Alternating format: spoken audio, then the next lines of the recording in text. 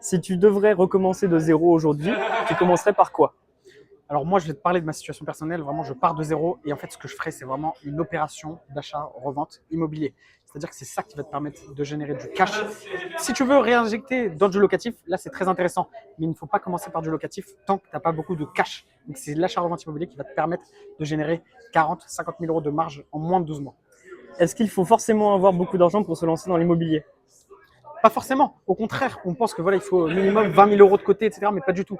Avec 5 000, 10 000 euros d'apport, tu peux tout à fait te lancer dans l'immobilier. Ça va être un apport qui va te permettre vraiment de faire du levier bancaire, qui va te permettre de faire des sommes à 120 000 euros, tu vois, d'aller lever vraiment de l'argent à la banque. Donc non, ça, tu n'as pas besoin. Est-ce qu'on peut se lancer sans être propriétaire de sa résidence principale? Bien évidemment, tu peux tout à fait te lancer chez tes parents. C'est-à-dire que moi, j'accompagne beaucoup de clients, ils sont encore chez leurs parents ou ils viennent d'avoir leur premier appartement en location, etc. Et en fait, ils font leur opération d'achat-revente immobilier grâce à la résidence principale. Ça, c'est très puissant parce que tu es imposé vraiment à 0% derrière. Est-ce qu'il faut forcément passer par une banque? Non, pas forcément. C'est-à-dire qu'en fait, on fait passer les clients, enfin moi, mes clients, je les fais passer par des banques quand ils ont un CDI, un CDD, ils sont en intérim, ils sont en alternance. Donc ça, c'est 4 dossiers que j'ai l'habitude de traiter. C'est-à-dire qu'en fait, tu peux faire quand tu es en alternance, tu peux faire quand tu es en CDD. Et en intérim, il ne faut pas se dire, je peux emprunter quand je suis en CDI, etc. C'est totalement faux. J'ai accompagné plusieurs clients qui étaient dans ces situations-là. On a réussi à faire passer les dossiers. Mais par contre, quand tu es voilà, quand tu n'es pas en CDI, etc., que par exemple tu es indépendant, c'est tout à fait possible de faire via des investisseurs ou également du crowdfunding. Et même quand tu as du CDI, etc., il n'y a pas que les banques traditionnelles, c'est-à-dire qu'on peut lever de l'argent ailleurs. Est-ce qu'un jeune de 20-25 ans peut réellement se lancer dans l'immobilier? Tout à fait. En fait, si tu as entre 18 et 25 ans, c'est la meilleure période en fait pour pouvoir te lancer dans l'immobilier parce que tu es encore jeune, c'est-à-dire que tu es encore chez tes parents, tu n'as pas de responsabilité financière très élevée et également, tu n'as pas d'enfant. Donc en fait, c'est le moment de te lancer, d'assumer les responsabilités et vraiment, le coût de l'inaction il est très élevé, donc n'hésite pas à te lancer. Comment tu trouves ta première opération? Alors, la première opération, vraiment, elle se trouve. Le mieux, c'est vraiment du off-market. C'est-à-dire qu'en fait, tu peux passer par moi pour avoir des opportunités off-market, c'est-à-dire c'est des opportunités qui ne sont pas commercialisées sur le marché. Donc, dans ton secteur, moi, je suis en partenariat avec plusieurs agences immobilières sur toute la France directement. C'est-à-dire qu'en fait, ma société de marchand de biens est en partenariat avec eux. Et en fait, on va les donner des opportunités pour que tu puisses marger dessus directement. Et après, on va donner la vente à l'agent immobilier. Comme ça, en fait, c'est du win to win. Comment tu sais si un bien est une bonne affaire? En fait, tu vas savoir si ton bien est une bonne affaire quand tu vas regarder sur le site des impôts les prix qui ont été vendus, les biens qui ont été vendus derrière. Et également, tu pourras faire des estimations par plusieurs agences immobilières. C'est-à-dire que tu vas aller solliciter 5-6 agences immobilières différentes, bien évidemment. Et après, eux, ils vont te faire une estimation. Et là, tu vas pouvoir voir le prix. Tu regardes quoi en premier quand tu reçois une annonce? Ce que je regarde vraiment en premier, déjà, le prix d'achat. Ça, c'est principal. Tu dois vraiment acheter moins 30, moins 40%. 2, l'emplacement. Et 3, les travaux. C'est-à-dire que tu dois vraiment budgétiser les travaux et les opérations où il y a trop de travaux, ce n'est pas rentable. Combien faut-il réellement pour commencer? Pour commencer vraiment, il faut vraiment minimum 5 000 euros. C'est-à-dire qu'en fait, à partir de 5 000 euros, tu peux tout à fait faire une opération d'achat-revente immobilier avec les bons process. Je l'ai fait personnellement. Je sais de quoi je parle. Je parle en retour d'expérience. Donc vraiment, avec un montant comme ça, te bride pas mentalement, te dis pas, OK, les banques vont me refuser. Oui, les banques vont te refuser si tu n'as pas d'affaires derrière. Mais en fait, il faut d'abord que tu aies la bonne affaire, le projet, et tu te concentres sur des biens trop chers. Est-ce que la banque finance toujours l'achat-revente?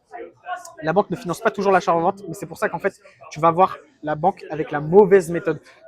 Tu apportes ton projet en particulier en disant que tu vas faire de l'achat-revente immobilier, ça ne se passe pas comme ça. C'est-à-dire qu'en fait, tu n'as pas les bonnes méthodes, mais en fait, ton profil passe tout à fait. C'est juste, tu t'y prends mal, tu n'as pas la bonne stratégie. N'hésite pas à m'envoyer un message pour qu'on affine ta stratégie et pour que ton dossier passe. Comment convaincre une banque quand on n'a jamais fait d'opération? Alors, comment convaincre une banque? Le mieux, c'est d'acheter ta résidence principale. C'est-à-dire que là, tu ne vas pas dire vraiment, OK, je veux faire une opération d'achat-revente immobilier. Tu vas vraiment juste faire un achat de résidence principale que par la suite, tu pourras revendre derrière. Est-ce qu'on peut vraiment investir avec un petit salaire? Bien évidemment, la plupart de mes clients que j'accompagne, ils sont entre 1400 et 1500 euros par mois. Donc, c'est-à-dire qu'ils sont en CDD, CDI, intérim. Et en fait, leur dossier passe parce qu'on a des prix d'achat qui sont faibles. C'est parce qu'on a des bonnes affaires. Et c'est pas, on va aller chercher des montants à 150 000 euros, etc. Même avec vraiment un faible apport, ça passe. C'est parce que les montants que vous vous concentrez sont beaucoup trop élevés. Tu te concentres sur des mauvaises affaires. Combien la banque peut-elle réellement nous prêter? En fait, tu vas pouvoir aller vraiment chercher du levier bancaire avec une bonne affaire. Tu vas pouvoir aller chercher du 70, 90 000 euros quand tu as vraiment un salaire qui est assez faible. C'est tout à fait possible ou quand tu as un petit apport. Ça, c'est des opérations qu'on a l'habitude de financer avec nos clients directement et sur lesquelles je travaille très régulièrement. Comment calculer la marge avant même d'acheter? En fait, ta marge, c'est très simple, tu l'as à ton prix d'achat. Ce n'est pas avec les travaux. Donc, bien évidemment, les travaux, ça va te permettre de valoriser un bien. Mais par contre, en fait, le plus important, ça va être ton coût d'achat. C'est-à-dire que si tu achètes trop cher, tu vas perdre de l'argent. Ça, c'est inévitable.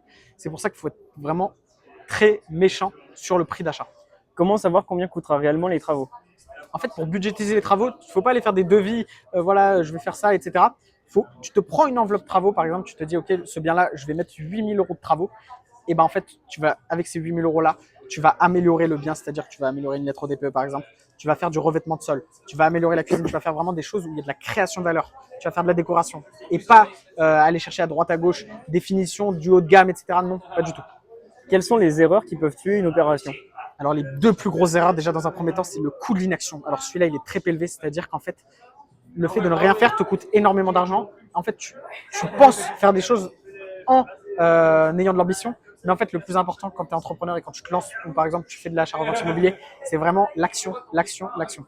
La deuxième plus grosse erreur, ça va vraiment de prendre une mauvaise affaire. C'est-à-dire que c'est ça qui va te faire perdre de l'argent. Donc, n'hésite pas à m'envoyer un message en privé si tu souhaites générer 20 000 à 50 000 euros de plus-value sur une opération d'achat-revente immobilier en moins de 12 mois sur Instagram. Jusqu'à combien tu peux négocier un bien? En fait, il n'y a pas forcément de prix de négociation, c'est-à-dire qu'en fait, ça va dépendre vraiment du cas personnel. C'est-à-dire que, par exemple, si le dossier est en vente depuis 6 mois, là, tu vas vraiment pouvoir aller casser le prix. Si le bien est en vente depuis 2-3 semaines, là, ça va être compliqué. C'est pour ça que les opportunités off-market sont intéressantes parce que souvent, ça va être des successions, des divorces. C'est-à-dire que les prix d'achat sont déjà décotés parce que c'est des personnes qui ont besoin de vendre rapidement. Est-ce que tu fais les travaux toi-même? Alors, je l'ai déjà fait. Je l'ai déjà fait en fait sur ma première opération, c'est-à-dire que je faisais les travaux moi-même. Mais en fait, ça, c'est une erreur qui arrive très souvent, mais qu'on veut faire, mais c'est pas bon.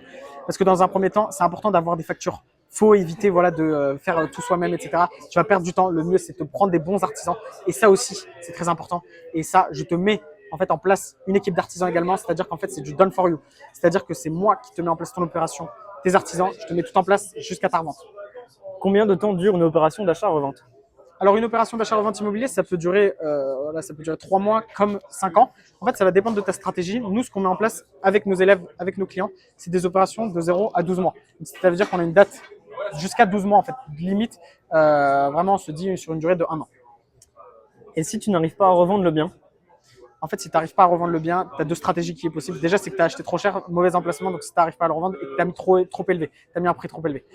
Si tu n'arrives pas à revendre le bien, tu peux faire du Airbnb, tu peux faire de la location longue durée et tu peux également en fait, te mettre en résidence principale, tu peux habiter dans le bien. C'est-à-dire qu'en fait, cet argent-là que tu vas investir, c'est pour un actif tangible. C'est-à-dire que ce n'est pas une perte d'argent. Par exemple, quand tu vas lancer un business, tu vas mettre 10 000 euros, là tu vas perdre les 10 000 euros. Non, là tu vas acheter un bien immobilier. C'est totalement différent. Tu vas lever de l'argent à la banque, tu vas faire du crédit ou tu vas le prendre auprès d'investisseurs ou du crowdfunding, etc. Et ça, c'est tout à fait possible de le faire. Quels sont les 3 indicateurs que tu regardes pour l'achat d'un bien? Les 3 indicateurs vraiment qui sont principaux, ça va être coût d'achat, emplacement, travaux. C'est les 3 principaux leviers que je regarde. C'est quoi la partie la plus difficile de l'achat-revente? La partie la plus difficile, c'est que c'est mental. C'est-à-dire que tu es tout seul dans ton opération. Moi, j'ai l'habitude parce que je travaille vraiment tout seul, bon, à part avec mes partenaires, etc. Mais quand tu as un problème, quand tu as une galère, tu es tout seul. C'est pour ça que c'est bien en fait, de se faire accompagner. C'est-à-dire qu'en fait, moi, je gère en fait, les problèmes que tu vas avoir. Et en fait, je vais t'éviter les erreurs que personnellement j'ai faites. En fait, là, je te parle en retour d'expérience parce que moi aussi, j'ai fait des erreurs. Moi aussi, par exemple, j'ai déjà surestimé des biens. Je les ai déjà faites. Moi aussi, j'ai fait mes travaux tout seul. Par contre, j'ai jamais fait de mauvaises affaires. Et ça, c'est très important de ne pas faire de mauvaises affaires. Donc, n'hésite pas à m'envoyer un message en privé. Quelle a été ta plus grosse erreur? Ma plus grosse erreur que j'ai faite, ça a été vraiment de surestimer un bien à la vente. C'est-à-dire que le bien s'est vendu en 3 mois. Donc, il a pris du temps parce que je l'ai surestimé. Donc, ça, c'est vraiment une erreur que j'ai faite. Et également, une autre erreur, c'est-à-dire que j'ai mis beaucoup trop de temps avant de me lancer dans l'immobilier. J'ai fait des études personnellement, j'ai fait un bac+3. Si j'avais quelque chose à faire, c'est-à-dire que je me serais lancé directement le plus tôt possible. Quel statut faut-il pour faire de l'achat-revente? Alors, pour faire de l'achat-revente immobilier, il faut une société commerciale, c'est-à-dire qu'il te faut une société de marchand de biens, directement, une SASU, une SARL, et là, tu pourras faire de l'achat-revente. Après, tu peux tout à fait le faire avec de l'URL ou de la SCI directement. Est-ce qu'on peut le faire en particulier? Tu peux tout à fait le faire en particulier, tu peux faire en résidence principale ou également en investissement locatif, tu seras imposé, mais ça, c'est pas grave.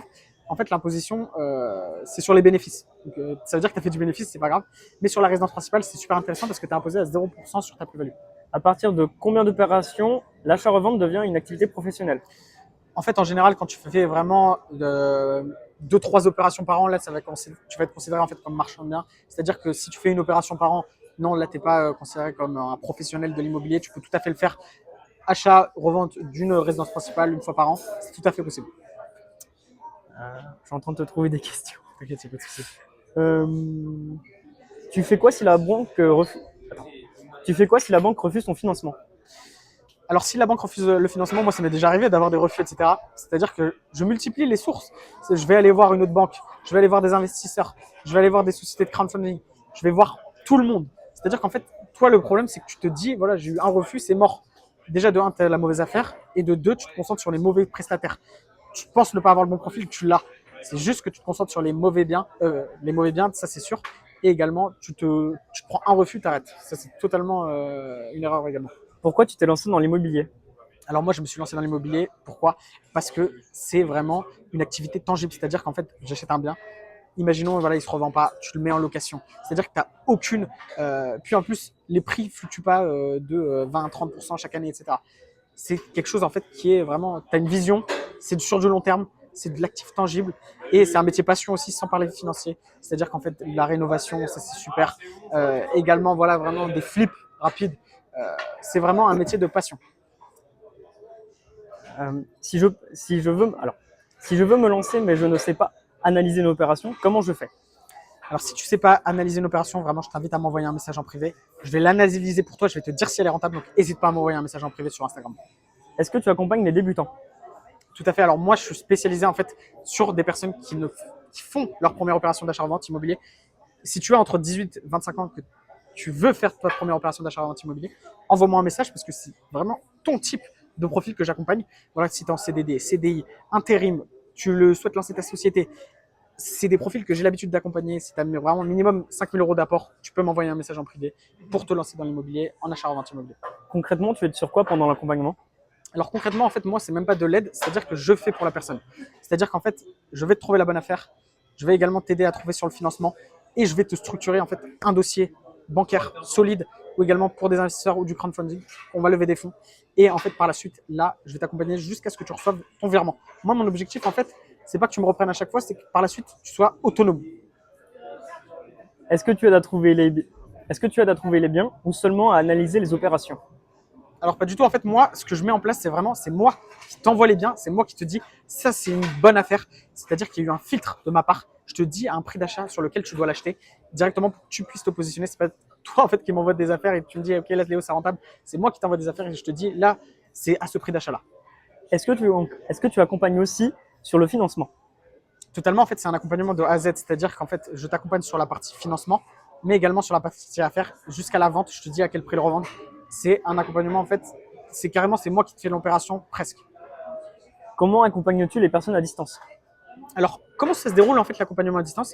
C'est-à-dire qu'en fait, on est sur WhatsApp, on a un échange hebdomadaire. Voilà, moi je t'envoie par exemple des bonnes affaires, etc. Je te dis ok là tu peux aller la visiter. Je suis en contact avec un agent immobilier directement sur le secteur de ta ville directement et c'est lui qui va te présenter des opportunités, d'accord?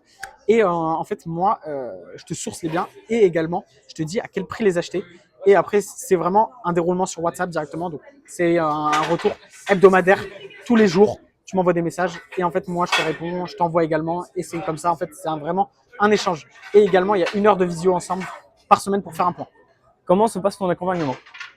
L'accompagnement, en fait, ça va être vraiment, je te trouve la bonne affaire jusqu'à la plus-value. C'est-à-dire qu'en fait, à partir du moment où tu as généré tes 30 à 50 000 € de marge en moins de 12 mois, là, vraiment, l'accompagnement prend fin à partir du moment où tu as reçu le virement.